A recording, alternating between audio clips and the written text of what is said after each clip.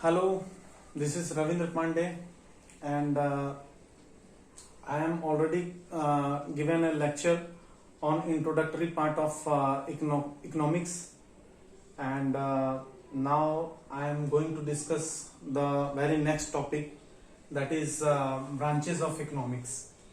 Branches of economics. There are mainly two branches of economics.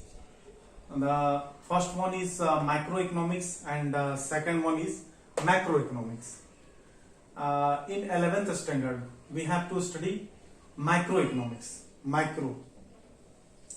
and in 12th standard we have to read macroeconomics. Okay, so now come to the topic, what is microeconomics and macroeconomics, how they are different to each other. Okay, so let's start. Microeconomics. Micro word is derived from Greek word micros, which means small. Here a small means individual level. मतलब कि ये जो I है, this one, this indicates individual.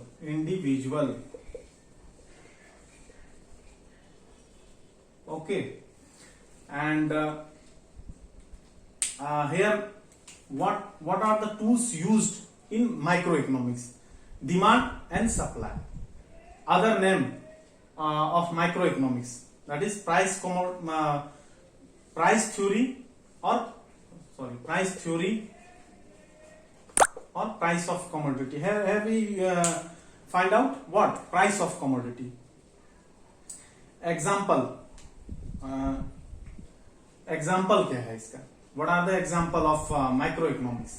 Individual income, where we here we find out individual income, individual output or individual production. We talk about only at individual level in microeconomics. Okay, microeconomics में क्या है? छोटे level पे कोई संस्था है, कोई company है, या जो भी माइक्रो लेवल पे एक्टिविटी होता है, किसी स्पेसिफिक कंपनी या स्पेसिफिक इंडिविजुअल्स का आउटपुट निकालना, इनकम निकालना, और प्राइस ऑफ कमोडिटी का बात करते हैं हम यहाँ पे. इस तरह ये माइक्रो इकोनॉमिक्स क्या है? इंडिविजुअल लेवल पे, मतलब छोटी छोटी सेपरेट यूनिट्स का हम निकालते हैं. प्रोडक्शन और इनकम, आउटपुट, ये सब चर्चा करते हैं. ठीक है, अब आ जाइए मैक्रो जस्ट इसका उल्टा है. मैक्रो क्या है? मैक्रो में क्या है? माइक्रो इटसेल्फ इंक्लूडेड है. ठीक है, मैक्रो क्या है? मतलब लार्ज लेवल पे है, बड़े लेवल पे, हर चीज बड़े लेवल पे बात करना है, हर एक चीज, उसमें सारा छोटा यूनिट भी इंक्लूड हो जाता है. यानी कि जैसे कि पूरे कंट्री का इकोनॉमी का चर्चा करना, या पूरे कंट्री का एग्रीगेट इकोनॉमी का जो है उसको डिस्कस करना, उसको निकालना, उसको कैलकुलेट करना, ये हम क्या किसमें करते हैं? मैक्रो लेवल पे. ठीक है, मैक्रो इकोनॉमिक्स क्या है? तो macro word is derived from the Greek word macros, which means large. Macro, here A means aggregate means integrate करके कोई चीज को कैलकुलेट करना, जोड़ना, लुकआउट करना, इंटीग्रेट करके सारे चीज को जोड़ के. ठीक है, और इसमें टूल्स जो यूज होता है, what are the tools used here? Aggregate, demand and aggregate supply. यहां क्या हो रहा था? डिमांड और सप्लाई का सिर्फ बात कर रहे थे. यहां एग्रीगेट डिमांड और एग्रीगेट सप्लाई का. ठीक है, यहां इसका अदर नेम क्या है? तो इसका अदर नेम है इनकम एंड एम्प्लॉयमेंट थ्योरी. यहां इनकम और एम्प्लॉयमेंट से कोई मतलब नहीं है. मतलब क्या है? ये सोशियो इकोनॉमिक थ्योरी पे बेस्ड होता है. ये सोशियो इकोनॉमिक कंटेंट इसमें शामिल होता है.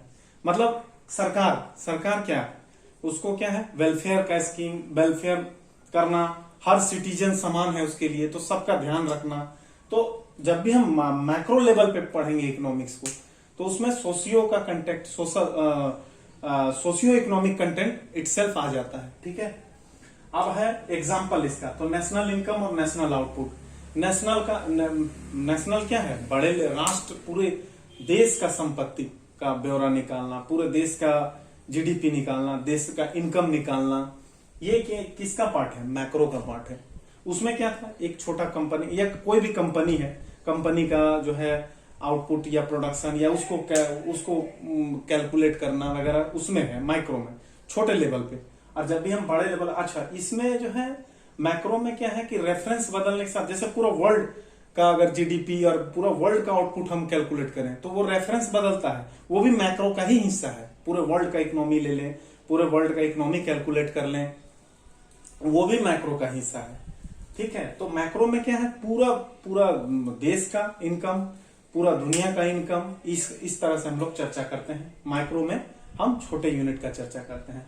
तो यहाँ हम ये क्लास समाप्त करते हैं और इसके बाद नेक्स्ट टॉपिक है, next topic will be central problem of economy and central economic problem. We will discuss it later. So now I am finishing this video. Okay.